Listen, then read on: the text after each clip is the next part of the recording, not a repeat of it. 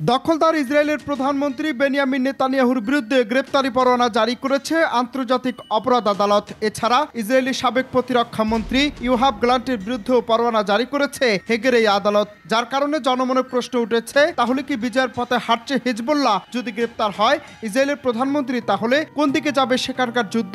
সেটা নিয়েও নানান মহলে হাজার প্রশ্ন। ফিলিস্তিনিদের গাজা মানবতা বিরোধী যুদ্ধ অপরাধ করার অভিযোগে দুজনের বিরুদ্ধে পরোয়ানা জারি করা হয়েছে বলে জানিয়েছে আইসিসি। বিবৃতিতে আদালত বলছে, 2023 সালের 8 অক্টোবর থেকে অন্তত 2024 সালের 20 মে পর্যন্ত মানবতা বিরোধী যুদ্ধ অপরাধ করা বেনিয়ামিন নেতানিয়াহু এবং ইয়োহাব গ্লান্টের বিরুদ্ধে গ্রেপ্তারি পরোয়ানা জারি করা হলো। বিবৃতিতে আরো বলা হয়েছে, নেতানিয়াহু এবং গ্লান্ট ইচ্ছাকৃতভাবে জেনে শুনে গাজার বেসামরিক মানুষকে বেঁচে থাকার প্রয়োজনীয় জিনিসপত্র যেমন খাবার, পানি, ওষুধ, চিকিৎসা সেবা, বিদ্যুৎ এবং জ্বালানি থেকে বঞ্চিত করেছেন। এমন অভিযোগ বিশ্বাসের যথেষ্ট কারণ রয়েছে।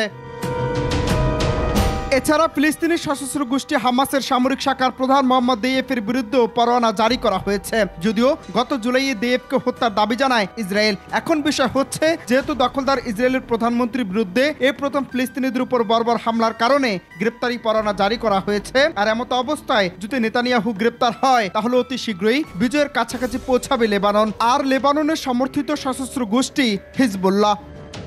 অনন্ত হাসান মাসুদ, বাংলা টিভি।